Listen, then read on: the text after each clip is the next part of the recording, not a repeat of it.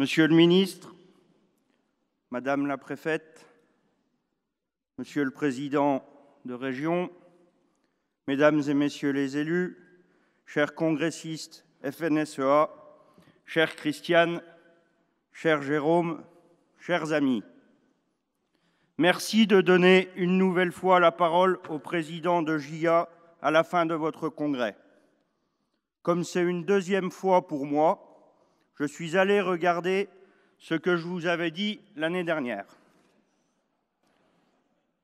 Je crois que c'était pas trop mal.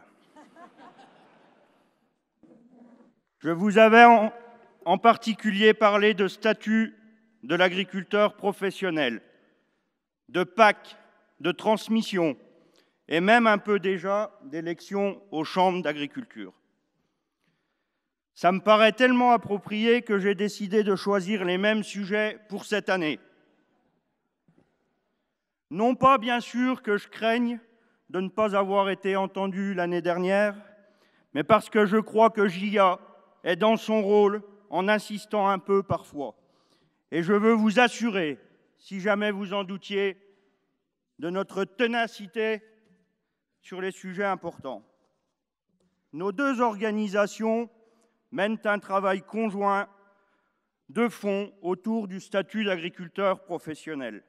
C'est ensemble que nous avions présenté les premières avancées à Brest l'an dernier. Nous devons aller au bout de cette ambition qui est structurante, j'en suis convaincu, pour l'efficacité de l'ensemble des politiques publiques qui concernent notre métier. Nous devons poursuivre, au sein du Coréna relancé, le travail de définition de ce statut qui sera un vrai levier de simplification. Nous devons pousser cette solution en France, en particulier à la veille d'une loi qui devrait remettre à plat les outils de maîtrise du foncier agricole. Et nous devons faire en sorte aussi que la France pousse cette idée au niveau européen pour que nos voisins adoptent des démarches similaires, sans bien sûr aller jusqu'à une définition unique européenne, mais en respectant un cadre commun. Ce sera un des facteurs clés de réussite de la future PAC et de reconnaissance pour notre métier à tous. Éleveurs, viticulteurs, maraîchers, arboriculteurs, céréaliers. Ce statut de l'agriculteur professionnel fera la durabilité de notre agriculture familiale.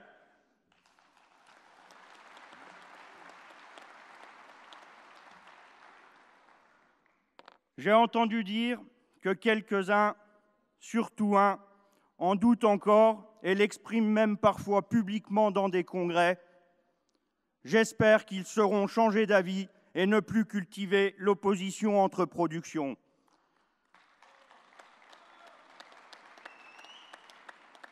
Chez JA, en tout cas, sachez-le, nous sommes convaincus que le sujet est non seulement légitime, mais stratégique. La PAC dont notre agriculture dépend aujourd'hui et qui orientera fortement l'agriculture de demain, même s'il est toujours utile de le rappeler, ce n'est pas elle qui suffira à faire notre revenu. Je vais vous dire, mes amis, le fond de ma pensée. Je crois que nous, le syndicalisme majoritaire français, ne sommes pas encore tout à fait à la hauteur de l'enjeu. C'est la Commission européenne qui a pris la main, la DG Agri, et déjà, ils nous promènent. Nous avons de fait presque déjà accepté que le budget de cette politique majeure se décide avant son contenu ou même ses objectifs. Nous commençons à rentrer dans le jeu du positionnement par rapport au degré de subsidiarité, alors qu'il n'existe aucun consensus sur les fondamentaux de notre politique agricole commune.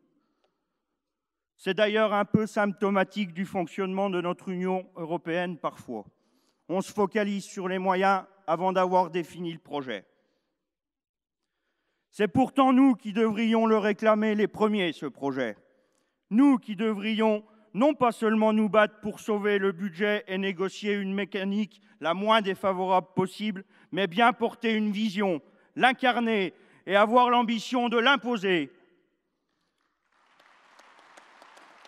Nous avons toute la légitimité et toutes les cartes en main pour le faire, sans attendre que tel ou tel cadre de discussion soit créé.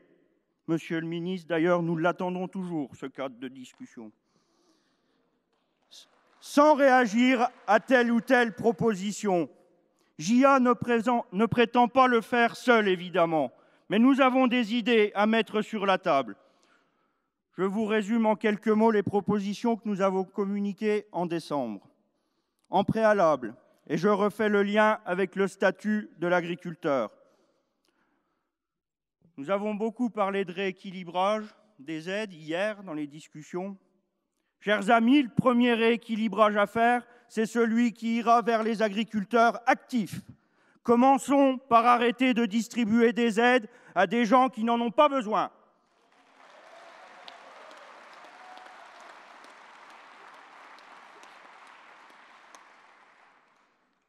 Au-delà de ça, nous pensons que la PAC doit relever 4 défis. Celui de la démographie agricole, celui de la structuration de filières, celui de la gestion des risques et celui d'un pacte alimentaire avec les citoyens. Nous pensons que c'est au service de ces défis qu'elle doit mettre l'essentiel de ses moyens. Nous pensons que le combat que nous avons à mener n'est pas celui de la défense d'une rente, mais de la construction d'une vraie politique qui oriente, qui sécurise et qui accompagne.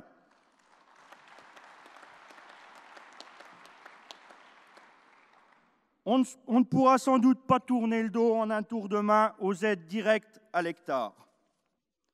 Mais notre vrai intérêt à tous est pourtant bien progressivement peut-être de développer des outils qui dynamiseront nos fermes et nos territoires, nous rendront plus performants, plus en phase avec les différents marchés, mieux protégés des aléas, qui soutiendront et orienteront nos filières stratégiques, qui nous réconcilieront avec les citoyens tout en nous responsabilisant et qui favoriseront dans nos campagnes des agriculteurs nombreux, vivant de leur métier. Ces outils, si nous y travaillons, si nous convainquons, ils seront mieux que nos malheureux DPB qui n'ont de filet de sécurité que le nom et dont les années sont comptées de toute façon, ou que nos MAEC illisibles et inefficaces. Vous n'êtes peut-être pas tous d'accord avec tout ça, ou vous vous dites, pour certains, que ce n'est pas réaliste. Très bien, je peux le comprendre. Mais alors parlons-en, mettons-nous d'accord.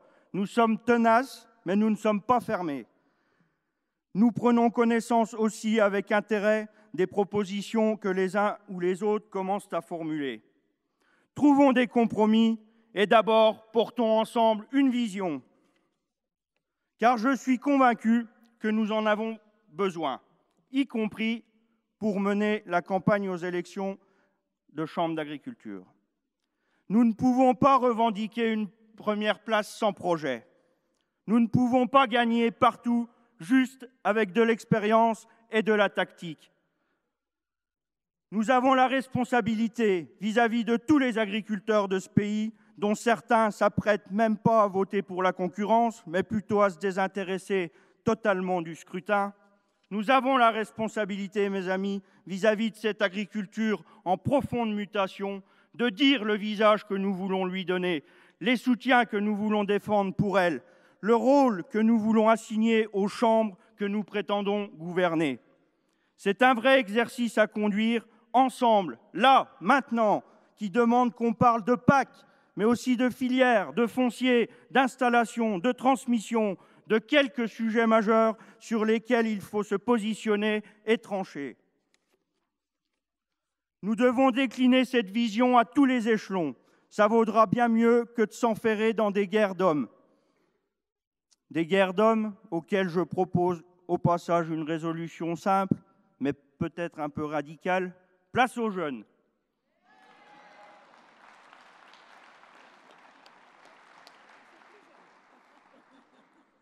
Place aux plus jeunes, si tu veux, ou aux moins vieux. Je me permets de saluer le contrat de solution présenté hier au cours d'une séquence dont je vous félicite.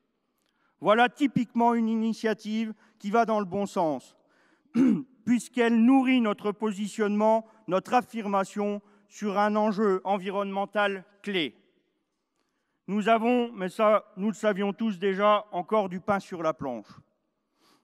Chère Christiane, vous avez en JA un partenaire sans doute exigeant, peut-être parfois un peu agaçant, mais solide, déterminé, y compris, comme l'a dit Samuel tout à l'heure, pour vous secouer un petit peu.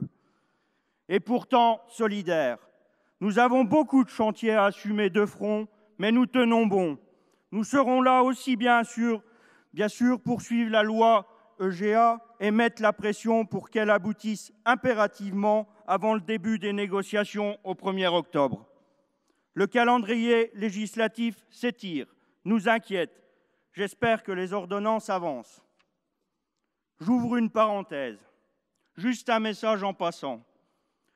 J'espère que nous serons tous, nous, dans nos filières, les acteurs responsables que nous avons été tout au long des EGA. J'espère que nous saurons, contrairement à d'autres, ne pas revenir sur les consensus actés en décembre. J'espère en particulier que nous saurons rester fermes aussi sur l'encadrement des promotions. Rouvrir la porte à un assouplissement, c'est nier notre capacité à gérer la production par l'organisation de filières et l'adaptation à la demande. C'est nous tirer une balle dans le pied sur la construction des prix. Fin de la parenthèse.